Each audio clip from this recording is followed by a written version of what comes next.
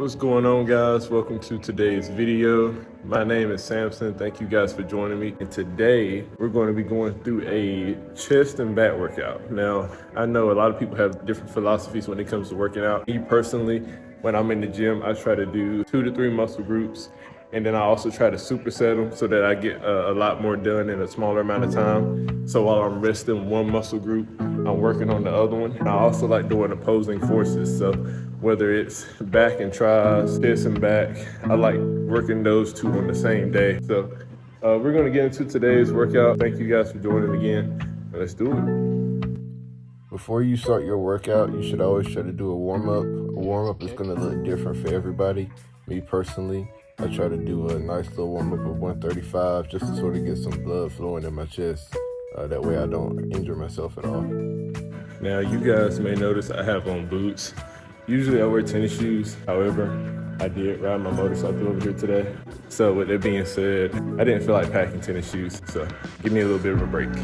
Whenever I do my bench, I always bench with my feet up on the bench. Now, for some people, that's a detriment because they need their feet down to get a little bit more of a extra push by using their feet. Me personally, I have a real bad feeling in my lower back whenever I put my feet on the ground. So I bench with my feet up on the bench. That way that my back is a lot flatter and I'm also working my chest a lot more. So whereas you may see some people benching like this, me personally, I decide to bench like this just because it helps me get an overall better feeling in my chest than benching with my feet on the ground. One of the most important parts of your chest that you can train is gonna be your upper chest. That gives you that more broader appearance. Don't be too discouraged if the amount of weight that you're pressing for upper chest isn't the same as you can do for flat bench. That's pretty typical of everybody. You work on a different part of the chest, so you're gonna press a little bit less. But make sure that you train upper chest to give yourself an overall more fuller appearance. Another thing, guys, make sure you guys are sticking to your correct rep range, and that's between 8 to 12 reps for hypertrophy. One of the few things your muscle needs in order to actually get bigger is it needs to actually get broken down. Whenever you're sticking to your right rep range of between 8 to 12 reps, lifting a weight that's heavy enough that you're within 1 or 2 reps of failure within that 8 to 12 rep range, muscle will end up breaking down. Then when it goes through the whole recovery process, that's where you're building more muscle. So make sure you guys try to stick around 4 sets of 8 to 12 reps, and that'll get you the results that you're looking for. Now guys, if you're like me and you don't particularly like doing pull-ups, then this exercise is gonna be a great exercise for you to do. It's called a lat pull down. For me, it's basically about the same as a pull-up. It has the same motion. It offers the same functionality as far as working the lats. And for most guys, they're a little bit more heavier set. A pull-up is a little bit more difficult to do.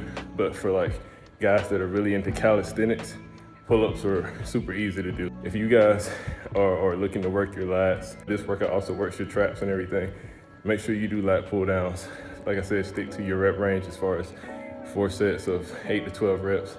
Make sure you pick a heavy enough weight that's gonna be able to get you to those reps and also within 1 or 2 reps of failure. One good tip on lat pull downs is whenever you get yourself seated, a lot of folks do lat pull downs and they end up feeling it more in their biceps than in their back.